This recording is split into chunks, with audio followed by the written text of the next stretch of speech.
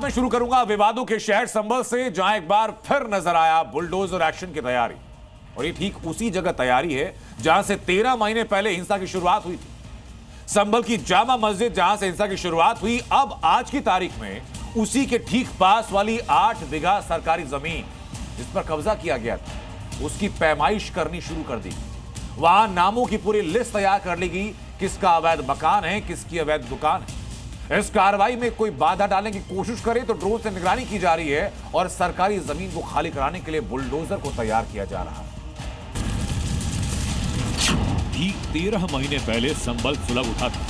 हिंदू मान्यताओं के अनुसार कल की भगवान जहां अवतार लेने वाले हैं, उसी संभल नगरी में कट्टरपंथियों का आतंक ऐसा, जिसकी तस्वीरें आज भी दहशत पैदा करती हैं। लेकिन जैसे जैसे दंगाइयों का इलाज शुरू हुआ, वैसे वैसे संभल की तस्वीर बदली और अब 1 साल बाद संभल में हिंसा की कहानी जहां से शुरू हुई, फिर वहीं पहुंच गई।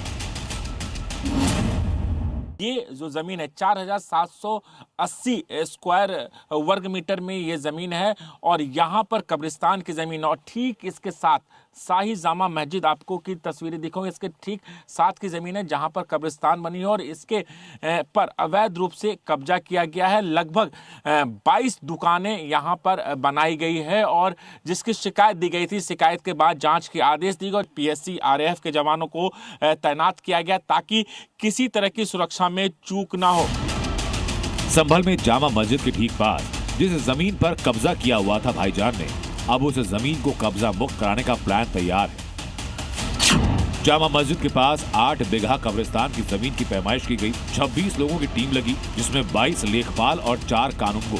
यहाँ अवैध कब्जा कर 22 अवैध मकान और कई दुकानें बनी। कब्जा गैंग ने 25 साल से सरकारी जमीन पर कब्जा कर रखा है। आरोप ये कि संभल हिंसा के दौरान इन्हीं अवैध घरों और दुकानों की छतों से पथराव किया गया। जो विवादित स्थल के बिल्कुल सटा हुआ है वो 32/2 गाटा संख्या है और कुल 4780 वर्ग मीटर के अंदर है और इसी के पैमाइश आज की गई है और उस जगह पे 100% कब्रिस्तान ही है और कुल 22 जो मकानों को और दुकानों को चिन्हित किया गया है जिनके कब्जे पाए गए। हालांकि भाईजान है कि अभी भी सरकारी जमीन पर अपना हक बता रहे हैं। 55 या 58 साल की उम्र है, 58 की जमीन, उनसे 55 साल की। बहरहाल मैंने तो ये कब्रिस्तान ही देखा, कब्रिस्तान मैंने अपने बाप दादा से नहीं सुना कब्रिस्तान। लेकिन ये जितनी भी जमीन है हम एक बचपन से देखते आ रहे हैं और जो कोई सारी कब्रिस्तान की जगह है, ये मस्जिद की जगह है, ये सब पुरानी जगह है, इसमें हमें इतनी नॉलेज नहीं। सरकारी जगह होगा तो हम कह नहीं सकते, ये तो कब्रिस्तान ही है। 500 साल से हमारे बुजुर्ग बताते चले आ रहे हैं पहले से। लेकिन संभल की कहानी और तस्वीर दोनों बदल चुकी है। अब यहाँ कानून का राज है। हर दंगाई पर नजर रखने के लिए सत्यव्रत थाना भी है, उसी इलाके में जहाँ दंगाई सबसे ज्यादा एक्टिव है। संभल में सरकारी जमीन की पैमाइश शुरू हुई तो योगी फोर्स पूरी तैयारी के साथ पहुंची। 8 थानों की police force, rapid action force और पीएसी के 500 जवानों ने पूरे इलाके को छान लिया। इस दौरान ड्रोन से निगरानी की गई। सत्यव्रत थाने से दूरबीन भी एक्टिव थी। यहाँ पर किस तरह से सुरक्षा का इंतजाम किया गया, आप देखिए सत्यव्रत पुलिस चौकी के ऊपर यहाँ पर दूरबीन के जरिए भी निगरानी रखी जा रही है। कैमरामैन राहुल से कहूँगा कि वो तस्वीरें दिखाइए। तस्वीर काफ़ी महत्वपूर्ण हो जाती है क्योंकि जिस तरीके से 24 नवंबर 2024 को हिंसा हुई थी, अचानक लोग यहाँ पर पहुँचे थे, छतों से पथराव कर रहे थे, उसके बाद पुलिस किसी तरह की कोताही नहीं बरतना चाहती है।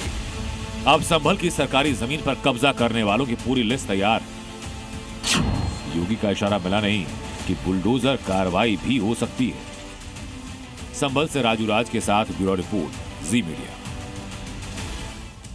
ये संभल की रिपोर्ट देखी आपने, जहां हमारे सहयोगी राजू राज ग्राउंड पर थे। लेकिन संभल के बाद यूपी के एक और सेंसिटिव शहर आपको ले चलता हूं, बरेली में 2 दिन पहले एक बर्थडे पार्टी में हंगामा मचाने वाले हिंदूवादी संगठन के लोगों पर योगी फोर्स ने एक्शन लिया। ये तस्वीर आपको याद होगी, जहां रेस्टोरेंट के अंदर कुछ लड़के घुस गए थे अपने आप को हिंदूवादी नेता बताते हुए। अब इनको सलाखों के पीछे धकेल दिया गया। मामला क्या रहा है, खुलासा कैसे हुआ, इस रिपोर्ट में देखिए। ये धमकी भरा वीडियो उसी ऋषभ ठाकुर का जो खुद को बजरंग दल का नेता बताते हुए बरेली में कैफे में घुसा। लव जिहाद का आरोप लगाया, बर्थडे पार्टी मना रहे लड़के लड़कियों से बदसलूकी की, मारपीट की। फौरन एक्शन हुआ। 6 आरोपियों को गिरफ्तार कर जेल भेजा गया। 6 लोगों के नाम प्रकाश में आए हैं, जिनमें से 5 लोग प्रिंस, आकाश, आशीष, मृदुल और दीपक, ये समस्त निवासी थाना क्षेत्र इज्जत नगर के हैं। इन्हें गिरफ्तार कर आज माननीय न्यायालय के समक्ष पेश किया जा रहा है तथा एक अन्य बाल अपचारी जो इज्जत नगर क्षेत्र का ही रहने वाला है, उसके विरुद्ध आवश्यक विधिक कार्रवाई की गई है। हुड़दंग में शामिल लोगों पर पुलिस की कार्रवाई से इनका मुखिया ऋषभ ठाकुर इस कदर बौखला गया कि सोशल मीडिया पर वीडियो अपलोड करते हुए योगी फोर्स को धमकी दी। पुलिस का दिमाग खराब हो गया जो हमसे पंगा लेने की सोच रही है। हमसे जिन्होंने पंगा लिया उनका पता भी नहीं लगा। इस वीडियो में ऋषभ ठाकुर ने खुद को हिंदुत्व का रक्षक बताया और पूरे मामले को गलत ढंग से पेश करने का आरोप लगाया।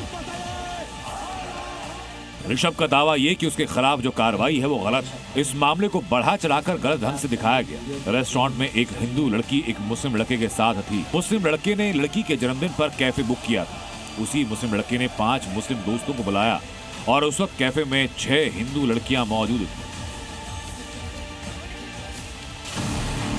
सवाल ये कि कैफे में जो कुछ भी हो रहा था उसके खिलाफ एक्शन लेने वाला ऋषभ ठाकुर कौन?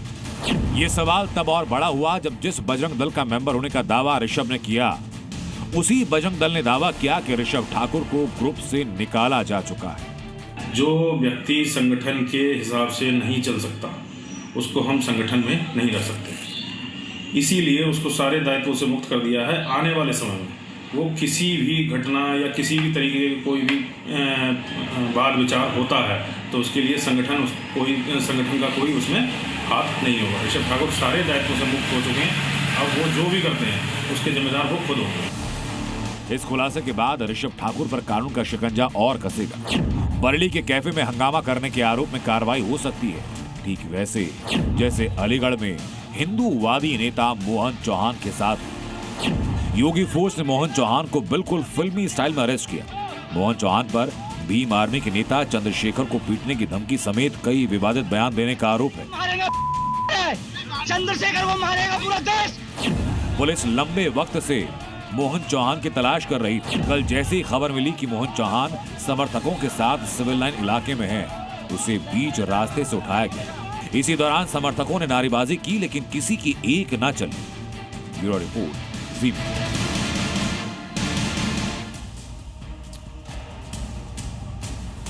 और अब यूपी में सनातन के खिलाफ साजिश की खबर, जिसका जाल जौनपुर से अमरोहा तक बुना जा रहा है। मेरे पीछे उसी की तस्वीर भी आप देखिए। जौनपुर में जबरन धर्मांतरण के आरोप लगाए गए तो अमरोहा में फर्जी पहचान का खेल सामने आया, लेकिन दोनों जगहों पर टारगेट पर सिर्फ एक चीज थी, वो सनातन। लेकिन यूपी में सनातन के दुश्मनों का योगी फोर्स कैसे हिसाब कर रही है उसकी तस्दीक करती हुई तस्वीर में दिखाता हूं आपको। सनातन के दुश्मन बेनकाब। जौनपुर से अमरोहा, सनातन से धोखा। शहर 2, गुनाह 1, सनातन के खिलाफ साजिश। जौनपुर में हिंदुओं का जबरन धर्म परिवर्तन किया गया तो अमरोहा में हिंदू भेष में मुस्लिम कट्टरपंथी पकड़ा गया।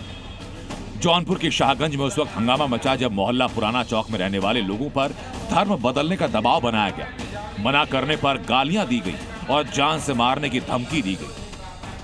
हमको 2 साल पहले मालूम हुआ, लेकिन उसके पहले कब से चल रहा था ये हम नहीं बता सकते।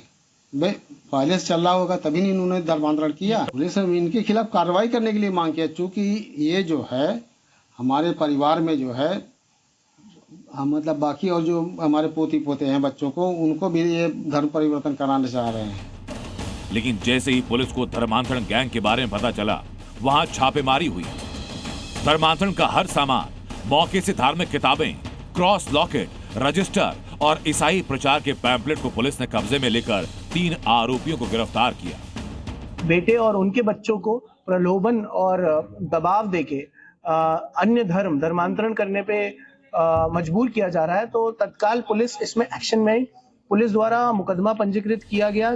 तो उत्तर प्रदेश के अमरोहा में एक ऐसा बहरूपिया सामने आया जो धर्म छिपाकर हिंदुओं को धोखा दे रहा था और हिंदू बेटियों का भविष्य बता रहा था।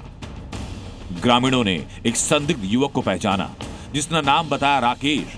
नंदी के साथ गांव में घूम रहा था, लेकिन जैसे ही पूछताछ हुई उसकी असली पहचान खुली। पूछताछ में सामने आया कि नाम राकेश नहीं असलम है और असलम पर आरोप ये की पहचान छिपाकर हिंदू धर्म से खिलवाड़ करने की कोशिश की गई और फिर इस कालनेमी की अच्छे से खबर ली गई। लेकिन हिंदू बस्तियों में, हिंदू घरों में जाता था, बहन बेटियों के हाथ भी देखता था, उनका भविष्य के बारे में बताता था साधु के भेष में। अच्छा। हमें उस पर शक होने पर उसकी हमने जांच पड़ताल करी तो वो जब्दी का मुस्लिम युवक निकला। उसके बाप का नाम अख्तर है। ये दोनों धोखेबाज अब पुलिस की गिरफ्त में हैं। वही खाता खुल रहा है और एक एक करके हिसाब होगा। ब्यूरो रिपोर्ट, जी मीडिया। यूपी में सुरक्षा की गारंटी और कानून का सख्त राज, ये सिर्फ नारा नहीं है बल्कि जमीन पर दिखाई देती हुई तस्वीर भी है। पूर्वांचल से लेकर के पश्चिमी उत्तर प्रदेश तक एनकाउंटर की गूंज और बुलडोजर की दहाड़ अपराधियों के लिए खुला संदेश है। उत्तर प्रदेश के अंदर अपराध की कीमत बुलेट से चुकानी होगी और जमीन पर अगर कब्जा किया तो बुलडोजर तैयार। 2025 में इसी की बारगी देखी। 2026 में इसी मॉडल को और रफ्तार देने का ऐलान यूपी में हो चुका है और ब्रांड यूपी का परचम पूरी दुनिया में लहराने की तैयारी है।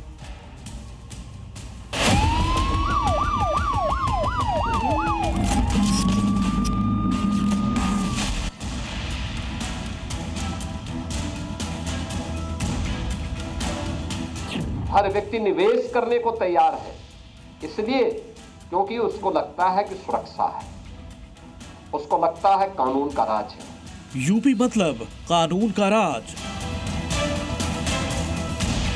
यूपी मतलब सुरक्षा की योगी गारंटी। यूपी मतलब अपराध मुक्त प्रदेश। यही भरोसा उत्तर प्रदेश को उत्तम प्रदेश बनाता है। यही विश्वास ही तो है जो यूपी को ब्रांड यूपी बनाता है, जहां क्राइम किया तो बुलेट से हिसाब होगा, जमीन पर कब्जा किया तो बुलडोजर तैयार है। यूपी का यही मॉडल यूपी में सुरक्षा का माहौल बनाकर विकास के नए कीर्तिमान स्थापित कर रहा है। आज हर व्यक्ति यहां आता है, हर व्यक्ति निवेश करने को तैयार है, इसलिए क्योंकि उसको लगता है कि सुरक्षा है, उसको लगता है कानून का राज है। कोई चीटिंग नहीं होगी, किसी भी स्तर पर धोखा नहीं होगा, सुरक्षा का एहसास होता है। 2025 में यूपी ने विकास की जो नई गाथा लिखी, उसे नए साल यानी 2026 में और आगे ले जाने का सीएम योगी ने ऐलान कर दिया है। प्रदेशवासियों को लिखी चिट्ठी में सीएम योगी ने आने वाले वक्त में ब्रांड यूपी का जिक्र किया। सीएम योगी ने कानून व्यवस्था और सुरक्षा पर जोर दिया है।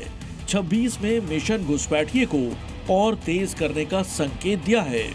लखनऊ और नोएडा में एआई सिटी बनाने की तैयारी है।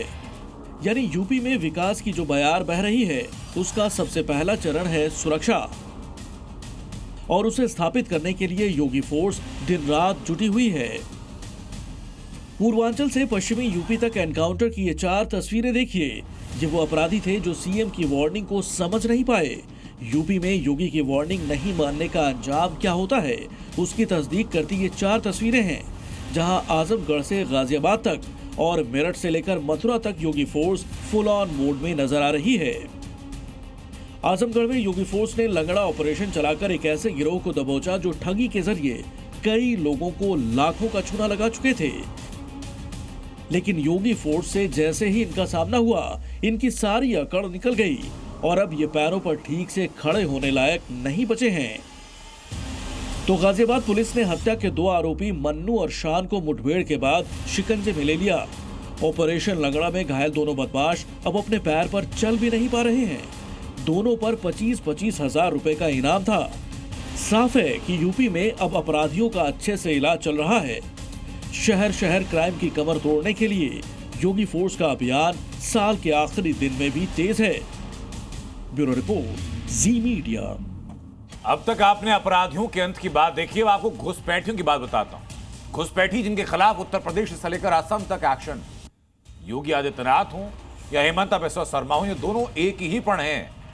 नहीं बचेगा एक भी घुसपैठिया। पहले यूपी में घुसपैठी को तलाश की गई, ऑपरेशन टॉर्च चलाया गया और अब असम में चुनाव से पहले हेमंत बिस्वा शर्मा ने हिंदुस्तान छोड़ने की फाइनल वार्निंग दी है घुसपैठियों। रिपोर्ट जरा देखिए।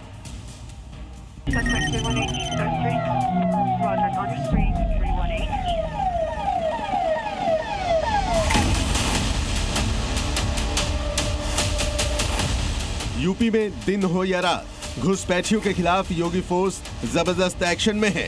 हर शहर के गली मोहल्लों से झुग्गी बस्ती तक तलाशी अभियान चल रहा है ताकि यूपी में एक भी घुसपैठिया न बच पाए। और ये बात सीएम योगी खुलकर बोल चुके हैं। जो भी डेमोग्राफी को बदलने का दुस्साहस करेगा उसको स्वयं पलायन करने के लिए मजबूर होना पड़ेगा। एक तरफ यूपी से घुसपैठियों को खदेड़ा जा रहा है तो दूसरी तरफ असम के सीएम हिमंता बिस्वा शर्मा ने भी अवैध बांग्लादेशियों और रोहिंग्या के खिलाफ जंग छेड़ रखी है। पहले रोहिंग्याओं से सरकारी जमीन को बुलडोजर से मुक्त कराया और अब घुसपैठियों को असम छोड़ने के लिए फाइनल वार्निंग दे दी गई है। সকলো অচিনাকি লোকক আহ্বান জনাম যে যিমান পাৰে সোনকালে আপোনালোকে সত্ৰৰ পৰা আঁতৰি যাওক, আমাৰ ফৰেষ্টৰ পৰা আঁতৰি যাওক। চৰকাৰে কাকো ৰেহাই নিদিয়ে, এই কথা আপোনালোকে মনত ৰাখিব। এতিয়া জাতি জাগিছে। असम में हिमंता सरकार ने 2021 से 2025 तक करीब 1.5 लाख बीघा सरकारी जमीन को अतिक्रमण मुक्त कराया, जबकि रिपोर्ट के मुताबिक अब तक 30,000 से ज्यादा अवैध घुसपैठियों को बाहर किया गया है। इससे पहले असम के मुख्यमंत्री हिमंता बिस्वा शर्मा ने राज्य की बदलती डेमोग्राफी को लेकर भी सनसनीखेज दावा किया था। सीएम हिमंता के मुताबिक असम में 40% आबादी बांग्लादेशी मुस्लिमों की है, जो असम के साथ साथ पूरे देश के लिए खतरनाक है। दरअसल असम में अगले साल चुनाव होने हैं और उससे पहले सीएम हिमंता एक एक बांग्लादेशी घुसपैठियों को वापस भेजने का ब्लूप्रिंट तैयार कर लिया है। मगर हिमंता के एक्शन से असम के मियां भाई के साथ साथ मजहबी सियासत करने वाले कई सियासतदान भी टेंशन में हैं। ब्यूरो रिपोर्ट, जी मीडिया। लेकिन घुसपैठिए सिर्फ असम या यूपी में नहीं, मुंबई के बीएमसी चुनाव में भी घुसपैठियों का मुद्दा गर्म हो चुका है। एक तरफ बीजेपी मुंबई में मुसलमानों की बढ़ती आबादी को लेकर जोर शोर से मुद्दा उठा रही है, तो दूसरी तरफ टीम ओवैसी भड़की हुई है। दावा यह कि मुसलमान 19-20 बच्चे भी पैदा करेंगे और मुंबई में हिजाब वाले राज भी करेंगे।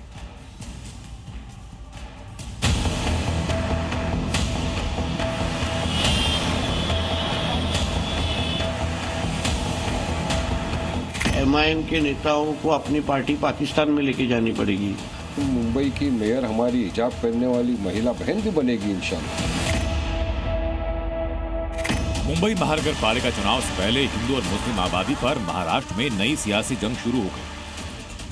पहले आई लव मोहम्मद, फिर आई लव महाकाल और बुर्का हिजाब के बाद अब चुनावी लड़ाई में बच्चों वाले बयान की एंट्री हो गई। हम महिलाओं की कोख पे राजनीति करना बंद करो और हम मुसलमानों को इस तरह से ना बोला जाए कि हम बच्चे ज़्यादा पैदा कर रहे हैं और दूसरे अदर कास्ट के लोग कम पैदा कर रहे हैं। इस विवाद की वजह क्या है, पहले वो समझिए। दरअसल Tata institute of social sciences के रिपोर्ट के अनुसार मुंबई में हिंदुओं की आबादी कम हो रही है, जबकि मुस्लिम आबादी लगातार बढ़ती जा रही है। इस रिपोर्ट से मुंबई का सियासी पारा हाई हो गया। बीजेपी बढ़ती मुस्लिम आबादी को मुंबई के लिए खतरनाक बता रही है, तो एआईएमआईएम के नेता वारिस पठान ने मुंबई में हिजाब वाली मेयर का सपना देख डाला। उधर असदुद्दीन ओवैसी की पार्टी की एक और सिपाही ने मुस्लिम जनसंख्या पर सवाल उठाने वाले बीजेपी नेताओं पर वार किया। आज भी मुंबई में गोवंडी, मानकुर, मुंबा देवी, नया नगर, मुंब्रा, भिवंडी, आज भी वहां पर सिर्फ बांग्लादेशी मुस्लिम और रोहिंग्या मुस्लिम दिखाई दे रहे हैं। इसलिए राहुल गांधी कहते हैं वोट जिहाद और योगी जी कहते हैं बटेंगे तो कटेंगे। हम महिलाओं की कोख पे राजनीति करना बंद करो। आप इस तरह से नहीं बोल सकते हो कि बच्चे पैदा कर रही है, कहीं ना कहीं आप हमारी कोख को राजनीति मुद्दा दे रहे हो। एमआईएम के नेताओं को अपनी पार्टी पाकिस्तान में लेके जानी पड़ेगी। ये हमारे मुंबई में जिसका डीएनए हमेशा हिंदुत्व का रहा है, उस हमारे मुंबई में इसकी पॉसिबिलिटी नहीं है। अगर इनका ऐसा बोलना है कि आई लव महादेव बोलने वाला ही मेयर बनेगा मुंबई का, क्यों कोई खान, पठान, शेख, अंसारी, कुरैशी, सैयद क्यों नहीं बन सकता मेयर? बनेगा इंशाल्लाह। हमारा तो ये उम्मीद है कि एक दिन मुंबई की मेयर हमारी हिजाब पहनने वाली महिला बहन भी बनेगी इंशाल्लाह। लेकिन मुंबई में आबादी पर टीआईएसएस यानी Tata institute of social studies report क्या कहती है, अब जरा वो रिपोर्ट देखिए। इस रिपोर्ट के अनुसार साल 1961 में मुंबई की कुल आबादी में हिंदुओं की हिस्सेदारी थी लगभग 88%, जो साल 2011 तक घटी और 88% से 66% रह गई। 1961 में मुस्लिम आबादी थी करीब 8%, जो 2011 में बढ़कर 21% हो गई। और इसी के आधार पर अनुमान ये कि अगर यही रुझान, यही स्पीड, यही इंक्लिनेशन रहा तो 2051 तक आबादी में हिंदुओं की हिस्सेदारी 54% से कम हो सकती है, जबकि 2051 तक मुस्लिम आबादी मुंबई में 30% तक पहुंचने का अनुमान है। इसी रिपोर्ट को आधार बनाकर बीजेपी नेता किरीट सोमैया लगातार मुंबई में बढ़ती मुस्लिम आबादी का मुद्दा उठा रहे हैं। हालांकि टिस की अंतरिम रिपोर्ट नवंबर 2024 में आई थी और आंकड़े तब भी बता रहे थे कि मुंबई में बांग्लादेशी और रोहिंग्या समुदाय की बढ़ती संख्या सामाजिक आर्थिक व्यवस्था पर असर डाल रही है, लेकिन तब तक इस कदर म्यान से सियासी तलवारें नहीं निकली क्योंकि बीएमसी चुनाव दूर था। मुस्लिम हितों की झंडा बरदार एआईएमआईएम ने इस पर कोई कोहराम नहीं मचाया, न ही मुंबई की डीएनए वाली थ्योरी सामने आई, लेकिन अब बयानों का तूफान है। हम महिलाओं की कोख पे राजनीति करना बंद करो और हम मुसलमानों को इस तरह से ना बोला जाए कि हम बच्चे ज़्यादा पैदा कर रहे हैं और दूसरे अदर कास्ट के लोग कम पैदा कर रहे हैं। तो मैं उनको बोलूँगी कि वो अपने घर से शुरुआत करें। वो अपने घर से शुरुआत करेंगे तो उनकी कम्युनिटी की जो लेडीज़ है उनको उनसे सीख मिलेगी। जो भी चीज़ है ना एकता से चलती है, मोहब्बत से चलती है। हम लोग चाहते हैं कि सब भारतीय संविधान के दायरे में रहे और सब मिलजुल कर रहे। ये भारत का जो रंग है सब हिंदू मुसलमान से एक है। हकीकत तो नहीं है, बट अगर हो भी रहे हैं बच्चे तो उसको तो कैसे मैनेज करना है वो हम पे डिपेंड करता है ना, कि हम कैसे मैनेज करें। सवाल ये कि क्या मुसलमानों के ज्यादा और हिंदुओं के कम बच्चों से मुंबई की आबादी बढ़ रही है, या फिर बांग्लादेशी और रोहिंग्या घुसपैठिए मुंबई की डेमोग्राफी चेंज कर रहे हैं? क्योंकि अगर ऐसा है तो ये सिर्फ बीएमसी का चुनाव नहीं बल्कि देश की सुरक्षा से जुड़ा मुद्दा है। दिल्ली से अंकुर त्यागी के साथ ब्यूरो रिपोर्ट, जी मीडिया। बात कट्टरपंथियों को आईना दिखाने वाली खबर की। आज मध्य प्रदेश से मुस्लिम महिलाओं के सनातन प्रेम की 2 तस्वीरें सामने आई जो दिखाने जा रहा हूं आपको। ये तस्वीरें कट्टरपंथियों की आंखों में खटकेंगी क्योंकि मेरे पीछे यही तस्वीरें हैं मुस्लिम महिलाओं की। एक तरफ बॉलीवुड एक्ट्रेस नुसरत भरूचा ने महाकाल के दर्शन किए तो दूसरी तरफ आगर मालवा में बीजेपी नेता नाजिया इलाही ने मां बगलामुखी मंदिर में हवन किया, यज्ञ किया और मुस्लिम महिलाओं को हिजाब से मुक्त कराने का संकल्प लिया। रिपोर्ट जरा देखिए।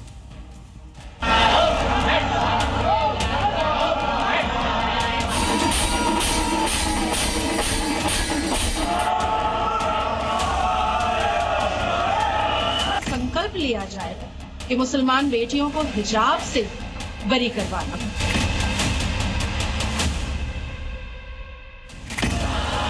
ये 2 तस्वीर उन कट्टरपंथियों के लिए आईना है जो मजहब के नाम पर समाज और देश को बांटते हैं, शरीयत के नाम पर फतवा जारी कर मुस्लिमों की आजादी छीनते हैं और सनातनी पहचान को मिटाने की साजिश रचते हैं।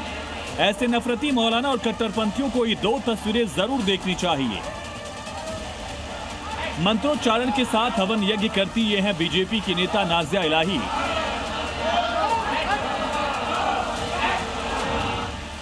नाजिया सिर्फ इस्लाम धर्म को नहीं मानती बल्कि सनातन पर भी इनकी अटूट आस्था है। यही वजह है कि नाजिया हमेशा कट्टर मौलानाओं के टारगेट पर रहती हैं। नाजिया ने एमपी के आगर मालवा में मां बगलामुखी मंदिर में विधि विधान के साथ करीब 2.5 घंटे तक हवन यज्ञ किया।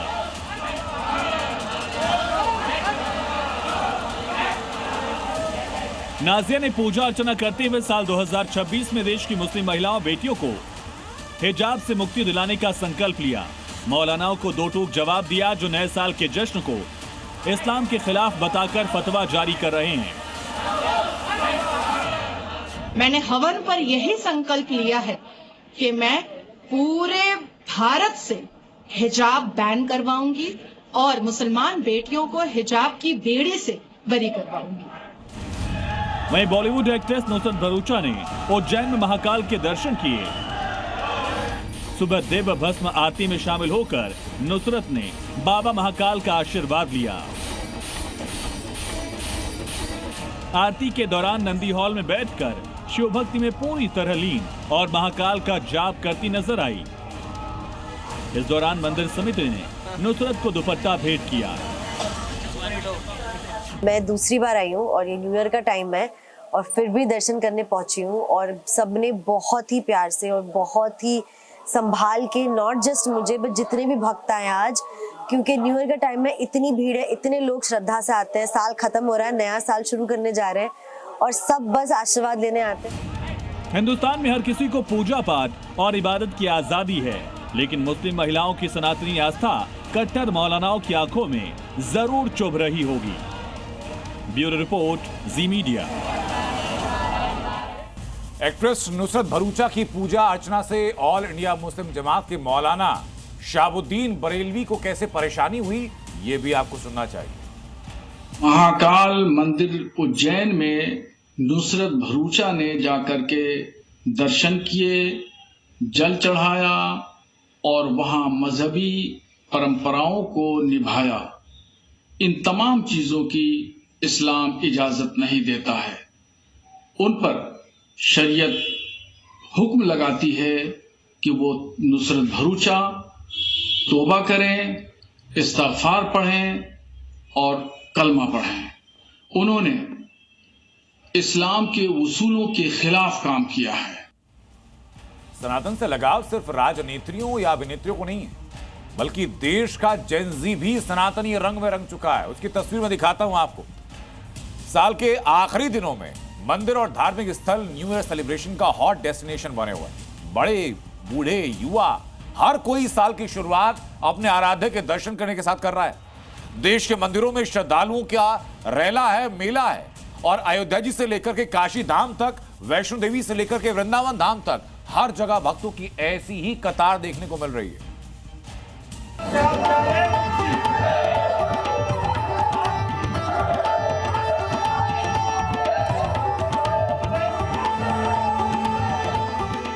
नए साल की दस्तक में अब सिर्फ चंद घंटे बाकी हैं। 2025 की विदाई और नए साल के स्वागत की तैयारी पूरी दुनिया के साथ हिंदुस्तान में भी हो रही है, लेकिन अब ट्रेंड बदल गया है। पहले नए साल के दौरान आमतौर पर टूरिस्ट प्लेस और क्लब रेस्टोरेंट में ही भीड़ दिखती थी, लेकिन ये तस्वीरें कुछ और ही बयां कर रही हैं।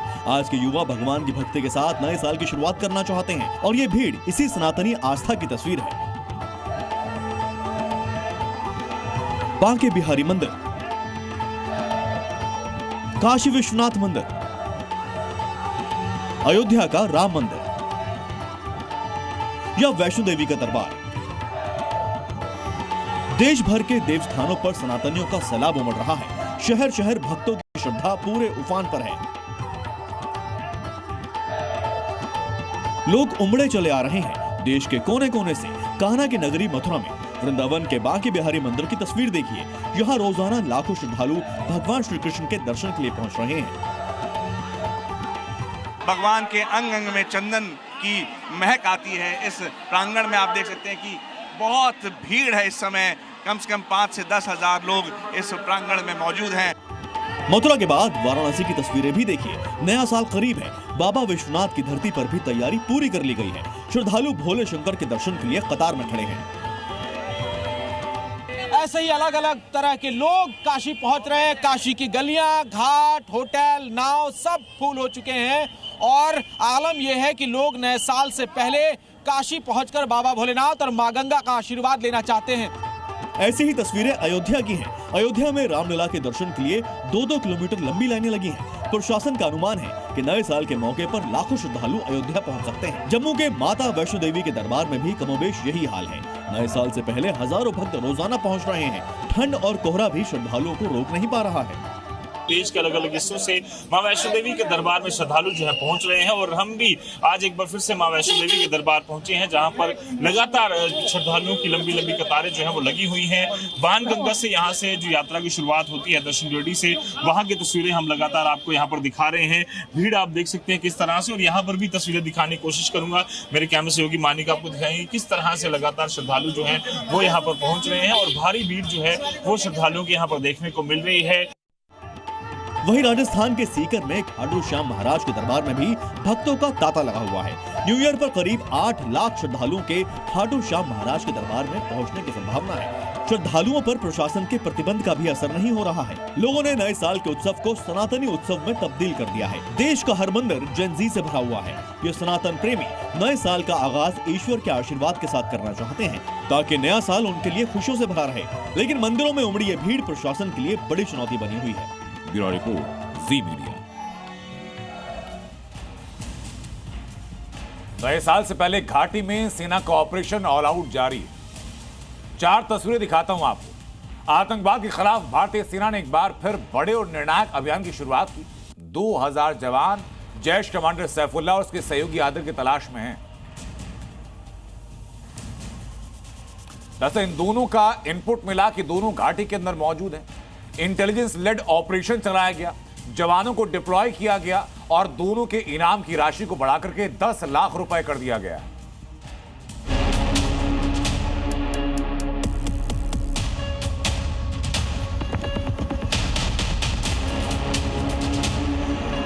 जंगल में सर्च ऑपरेशन, पहाड़ों पर जांच अभियान, घरों की तलाशी,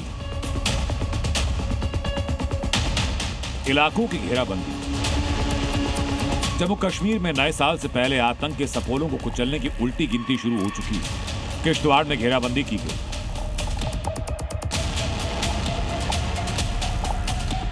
हिंदुस्तान के पुराने दुश्मन और पाकिस्तानी आतंकी संगठन जैश ए मोहम्मद के चीफ मसूद अजहर के 2 गुर्गों पर शिकंजा है। इसमें जैश कमांडर सैफुल्लाह और उसका करीबी आदिल है। ये घाटी में अब तक का सबसे बड़ा सर्च ऑपरेशन है, जिसमें सेना, एसओजी और जम्मू कश्मीर पुलिस के 2000 से ज्यादा जवान जुटे हैं। समय एक बड़ा आतंक विरोधी अभियान शुरू किया है, जिसमें आतंकी आदिल और सैफुल्लाह को ढेर करने के लिए बड़े पैमाने पर जंगलों में जो सुरक्षा बल हैं वो तैनात किए गए हैं। इस तरह की जानकारी है कि 2000 से ज्यादा जो भारतीय सेना के जवान हैं वो केशवान और छात्रों के इन जंगलों में यहाँ पर उतारे गए हैं, जिसमें ढोक खंगाली जा रहे हैं, जिसमें खाली पड़े मकान खंगाले जा रहे हैं, जिसमें जंगल में जितने भी प्राकृतिक गुफाएं हैं वो खंगाली जा रही हैं और पॉसिबल जो हाइडआउट्स और यहाँ पर कहीं ना कहीं टनल्स हैं जिसमें आतंकी छुप सकते हैं उन्हें खंगाला जा रहा है। बताया जा रहा है कि जैश कमांडर सैफुल्लाह और आदिल पहले एक ही ग्रुप में काम करते थे, लेकिन अब दोनों अलग अलग ग्रुप को चलाते हैं।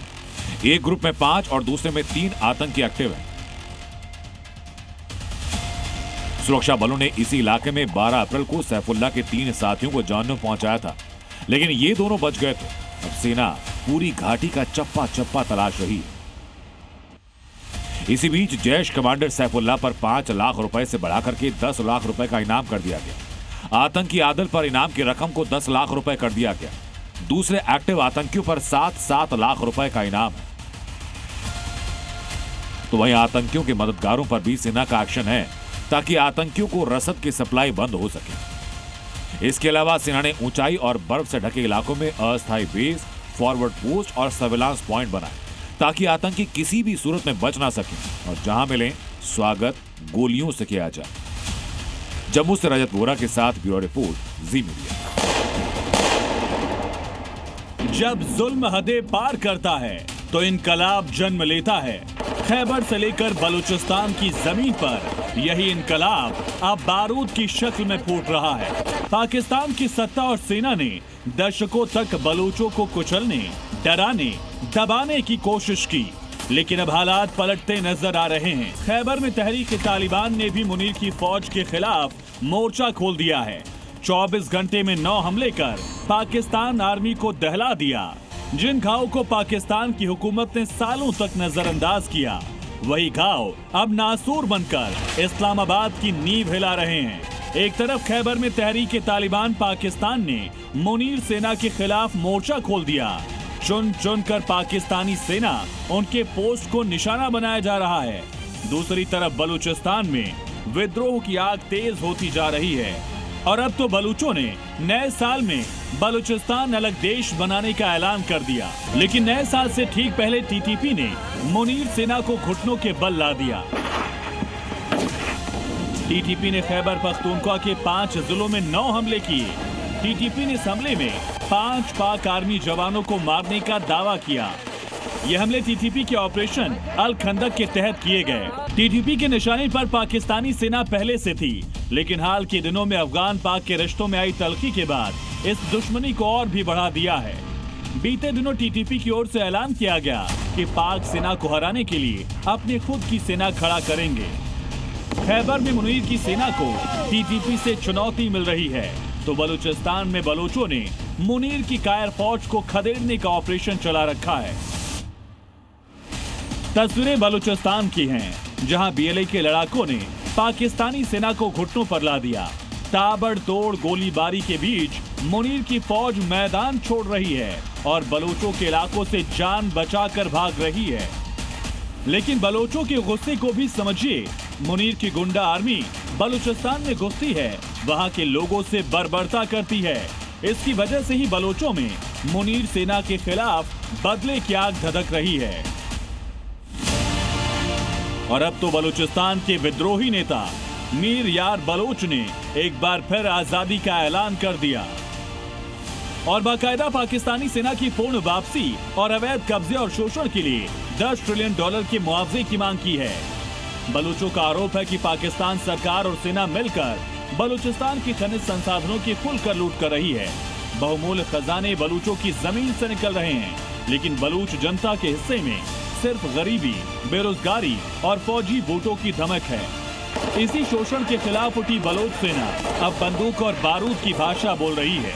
ब्यूरो रिपोर्ट, जी मीडिया। मुनीर पर जो मुसीबत मंडरा रही है उसे खुद मुनीर ने दावत दी और सबूत ये कि आंकड़े जो बलूचिस्तान में बलोचों पर हो रही बर्बरता की पूरी कहानी बताती हैं। आंकड़े देखिए, जनवरी 2025 को फरवरी 2025 से लेकर के मार्च, अप्रैल, मई, जून, जुलाई, अगस्त से लेकर के और आखिरी महीने तक मैं एक एक करके आपको बताता हूं कि कहां पर कितने लोगों की हत्या की गई। ये सारे वही आंकड़े, तारीख ब तारीख देखते जाइए और एक एक आप आंकड़ा नोट करते जाइए कि जनवरी से लेकर के और अब नवंबर तक के आंकड़े जो उपलब्ध हैं।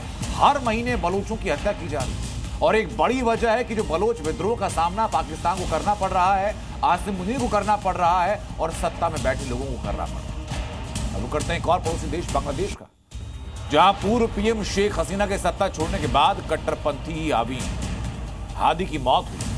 कट्टरपंथी की आग एकदम चरम पर पहुंच गई। नतीजा यह कि जिस बांग्लादेश को भारत ने आजादी दिलाई, वहां कश्मीर की आजादी के नारे लग रहे हैं, जिससे मुनीर और यूनुस की साजिश का खुलासा भी हो रहा है। ये कट्टरपंथी बांग्लादेश की डर्टी पिक्चर है।